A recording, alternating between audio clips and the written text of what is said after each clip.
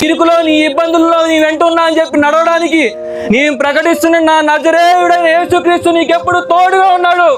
ఈరోజు మత్తుకు బానిసైపోయిన యువత వినో, మత్తులోనే సంతోషం వెతుక్కుంటున్నావేమో, మత్తులోనే ఈ లోకాన్ని చూస్తున్నావేమో, ఇది నా జీవితం నా ఇష్టం అంటూ తిరుగుతున్నావేమో. పాపాన్ని నరకానికి తీసుకెళ్లకుండా ఈనాడే, ఈ క్షణమే, ఇప్పుడే ఆ మత్తుని విడిచిపెట్టు. ఆ మత్తు బానిసల నుంచి బయటికి రా.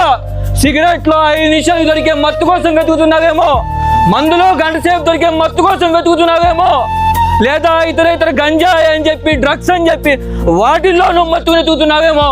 అయితే విను, అది నీ పాపాన్ని ఎప్పుడైనా సరే బయటపడుతుంది. నా జీవితం నా ఇష్టం చెప్పి తిరుగుతున్నావేమో. అవును, నీ జీవితమే, కానీ ఇది నీ ఇష్టం కాదు. నీకు జీవం ఇచ్చింది నా దేవుడు, నీకు బ్రతుకునిచ్చింది నా దేవుడు. నీ జీవం మీద హక్కుదారుడు ఆయన మాత్రమే. నీ జీవితాన్ని సరి చేయగలవాడు ఆయనే. ఈరోజు అంటున్నావేమో, నా తల్లిదండ్రులే నన్ను బయటికి గెంటేశారు, నా బ్రతుకు మారదు అని చెప్పి. నా చుట్టూ ఉన్న వాళ్ళు నా మీద ముద్ర వేస్తారు, నా జీవితం మారదు అని చెప్పేసి. నా చుట్టూ పక్కన ఉన్న వాళ్ళందరూ అంటున్నారు, ఈ మత్తులోంచి నేను బయటికి రాలేను అని చెప్పి అంటున్నారేమో.